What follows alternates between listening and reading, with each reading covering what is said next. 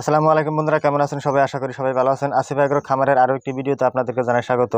মুরগির বাচ্চাটি দেখতেছেন কিভাবে হা করে নিয়ে নিতেছে, তার মানে সিআরডি লেগে গেছে। আর সিআরডি লেগে গেলে মুরগির বাচ্চাগুলো এভাবে হা করে নিয়ে থাকে আর খুসখুস করে কাশতে থাকে আর এরা চুনার মতো হাগে হাগে আর এদের শরীরে জ্বর উঠে থাকে। তো সেই জন্য ভাবতেছি, যেহেতু খামারে সিআরডি লেগে গেছে, তো সেই জন্য ভাবতেছি যে আজকে যেহেতু ভাটিবেলার সময়টাতে একটু বৃষ্টিও নেই, তো দুই মামাতো ভাইকে সঙ্গে করে নিয়ে খামারের কাম স্টার্ট করেছি যে আজকে পুরো খামারটা পরিষ্কার করে ফেলবো ইনশাল্লাহ।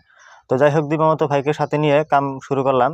তো আমি এর আগে অল্প কয়েকদিন আগে খামারে তুষ দিয়েছিলাম, তো যদি তুষগুলো নষ্ট হয়নি, কিন্তু তারপরে তুষগুলো আমার ফেলে দিতে হবে। তার কারণ হলো যে সাইডে একটু করে ভিজে গেছে, আর মূল কথা হলো যেহেতু সিআরডি লেগে গেছে, আর সিআরডি বেমার লেগে গেলে পুরো খামার পরিষ্কার করে দিতে হবে। দুই মামাতো ভাইকে সঙ্গে করে নিয়ে খামার পরিষ্কার করা শুরু করে দিয়েছি। তো যেহেতু আমার ভিতরে অনেক পরিমাণে তুষ দেওয়া আছে, যেহেতু আমি অল্প কয়েকদিন আগে তুষ দিয়েছি, তুষগুলো ঠিকই আছে। তো সেই তুষগুলো প্রথমে আগে বেলচা মেরে উঠিয়ে আমার দুই মামাতো ভাইকে ওদের মাথায় তুলে দিয়েছিলাম, আর ওরা সুন্দর করে নিয়ে সাইডে জায়গা আছে তো ওখানে ফেলে দিচ্ছিল।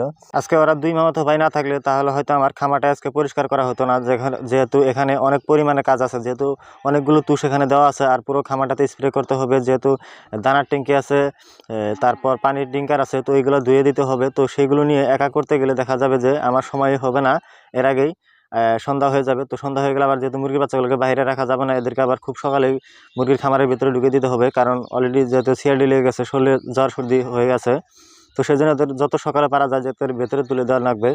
তো যাই হোক, খামারের কামগুলো সম্পূর্ণ করলাম, করার পর এখন খামারে স্প্রে করব। আর স্প্রে করতেছি আমি যে স্প্রের জন্য যে ওষুধটা আমি ব্যবহার করতেছি সেটা হলো পটাশিয়াম। তো পটাশিয়ামটা এবার আমি একটু নতুন স্টাইলে খামারে দিতেছি। তার কারণ হলো যে এর আগে কখনো আমি এগুলো স্প্রে করে থাকিনি আমার খামারে। তো এবার যেহেতু বেশি করে দিতে হবে, সেই জন্য আমি যেহেতু এটা খেতে ওষুধ দেওয়ার জন্য ব্যবহার করে থাকি, স্প্রে করে থাকি এটা দিয়ে, তো সেটা দিয়ে আজকে খামারে স্প্রে করে দেবো, একটু বেশি করে স্প্রে করে দিব। কারণ যেহেতু সিআরডি লেগে গেছে, আর সিআরডি বেমার কিন্তু যারা হয়তো মুরগির খামার করেন তারা খুব ভালো করে বুঝেন যে সিআরডি একটা বেমার, খুব খারাপ একটা বেমার, যে এটা লেগে গেলে মুরগি ঘোরানো খুবই মুশকিল। তো তারপরে আমি চেষ্টা করতেছি, বাকি সব উপরওয়ালার হাতে, দেখা যাক কি হয়। আমি আমার সর্বোচ্চ দিয়ে চেষ্টা করব, বাকি সব উপরওয়ালার হাতে। যাই হোক, ঘরের ভিতরে আগে প্রথমে স্প্রেটা সম্পূর্ণ করলাম। বাউন্ডারিতে এখন স্প্রে করা যাবে না, তার কারণ হলো যেহেতু ওখানে মুরগির বাচ্চা আছে, তো সেই জন্য ওখানে একটু পরে স্প্রে করব।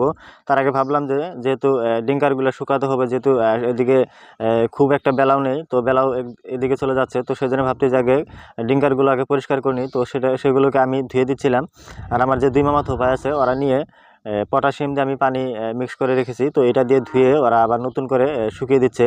আর দেখেন, পটাশিয়াম দিলে এরকম হয় যে যদি এখানে কোনো ধরনের বীজাণু থাকে ডিঙ্কারগুলোতে, তো সেই বীজাণুগুলো মুক্ত হবে। তো সেই জন্য মূলত আমার এই পটাশিয়াম দিয়ে ডিঙ্কারগুলো ধুয়ে দেওয়া এবং পরিষ্কার করে দেওয়া। আর এগুলো এভাবে পরিষ্কার করে দিলে বীজাণুমুক্ত হবে। আর আমার খামার বর্তমান আমার দরকারি যে বীজাণুমুক্ত করা, যেহেতু খামারে সিআরডি লেগে গেছে, তো সেই জন্য বীজাণুমুক্ত করাটাই হলো আমার মূল উদ্দেশ্য। আর দেখেন, এখানে কিন্তু অনেক পরিমাণ ডিঙ্কার আছে, যেহেতু আমার ছোটো করে দুইটি খামার আছে, তো দুইটি খামারে প্রায় 20টা দানার ডিঙ্কার আছে, আর এদিকে 15টার মতো পানির ডিঙ্কার আছে। তো সবগুলোকে ধুয়ে দিলাম। তো ধুয়ে দেওয়ার পর ভাবলাম যে আগে তুষগুলো দিয়ে নিই, তুষগুলো দিয়ে তারপর এখানে মুরগির বাচ্চাগুলো উঠিয়ে দিব। আর এখানে আজকে আমি 2 বস্তা তুষ দিয়ে দিব, দুই খামার মিলে 2 বস্তা তুষ দিয়ে দিব। এখানে 1.5 বস্তা মান দিয়ে দেবো, আর আধা বস্তা তুষ যেহেতু আমার আরও একটি ছোটো খামার আছে, তো ওখানে দিয়ে দেবো। ওখানে যেহেতু মুরগির বাচ্চাগুলো সেম কন্ডিশন, একই কন্ডিশন, যে ওখানেও সিআরডি লেগে গেছে। আর একটি কথা আপনাদেরকে বলি, দেখেন আমি যে ভুলটা করেছি এই ভুলটা কখনো আপনারা করবেন না। বৃষ্টির সময় বা প্রচণ্ড বাতাসের সময়, সেই সময় আপনারা কখনো মুরগির বাচ্চাগুলোকে বাইরে বের করে দেবেন না, এবং খামারে যে পেপারগুলো মারা থাকে সেই পেপারগুলো কখনোই খুলে দেবেন না, কারণ ওই বাতাসগুলো বা ওই বৃষ্টির কিছু যদি মুরগির গায়ে লেগে যায় তাহলে দেখবেন এগুলো বেমারে দেখা দেবে। তো আমি আর এরকম ভুল করব না। যেহেতু আমি একজন নতুন খামারি, আমার প্রথমে জানা ছিল না, তো যাই হোক এবার একটু জানা হয়ে গেল। তবে এরপর থেকে চেষ্টা করবো আমি আর সেরকম করে মুরগি ওইভাবে বাইরে বের করে দেবো না, আর বাতাসের সময় শরীরে মুরগির গায়ে সেরকম বাতাসও লাগতে দেবো না। তো যাই হোক, আমার পুরো খামারের ভিতরে তুষ দেওয়া হয়ে গেল। তো এখন আমি মুরগির বাচ্চাগুলোকে ভিতরে দিয়ে দেবো, যেহেতু আমার ভিতরেও স্প্রে করতে হবে। যাই হোক, আজকের মতো এই পর্যন্ত। সবাই আমার মুরগিগুলোর জন্য একটু দোয়া করবেন, যাতে আমার মুরগিগুলো খুব তাড়াতাড়ি সুস্থ হয়ে যায়।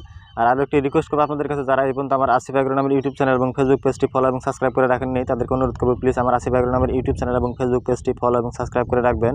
আর যারা করে রেখেছেন তাদেরকে জানাই অসংখ্য ধন্যবাদ। আসসালামু আলাইকুম ইয়া রাহমাতুল্লাহি ইয়া বারাকাতুহু।